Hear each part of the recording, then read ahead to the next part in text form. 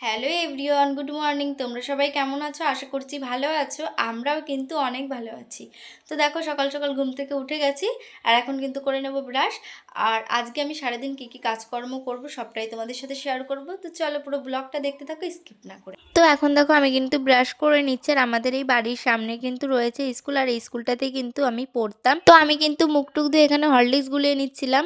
আর আমার বর কিন্তু সকালে কাজে চলে গেছিলো, আর শুধু বর না, আজকে আমার ভাই আর বোনও কিন্তু বাড়িতে চলে গেছিলো। আর তারপর দেখো কিছু জামা কাপড় ছিল, সেগুলোই কিন্তু এখন আমি ধুয়ে নেব। আর আজকে কিন্তু আমি আমার ঘরটাকেও একটু ভালো করে গুছিয়ে নেব। আর এদিকে দেখো, তোমাদের সাথে কথা বলতে বলতে আমার কিন্তু রান্নাটা প্রায় হয়ে গেছে। আর আজ কিন্তু রান্না করেছিলাম নিরামিষ, যেহেতু কদিন ধরে শুধু মাছ মাংস খাওয়া হচ্ছিল। আর আজকে কিন্তু আমি এই সুন্দর বিছানার চাদরটাকে পাতবো।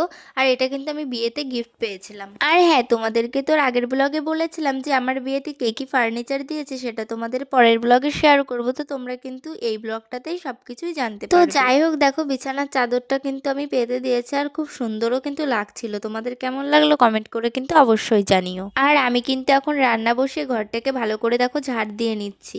ভাই আর বোন অনেকদিনই প্রায় আমাদের বাড়ি এসেছিল, তো আজকে চলে গেছে বলে আমার একদমই ভালো লাগছে না।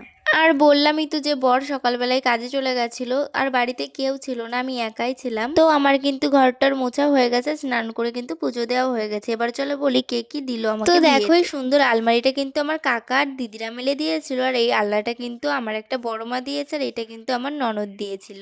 আর এই যে ড্রেসিং টেবিলটা কিন্তু আমার আরও একটা দিদি দিয়েছে। আর এই ড্রেসিং টেবিলটাও কিন্তু আমার একটা কাকা দিয়েছিল। দুটোই সুন্দর।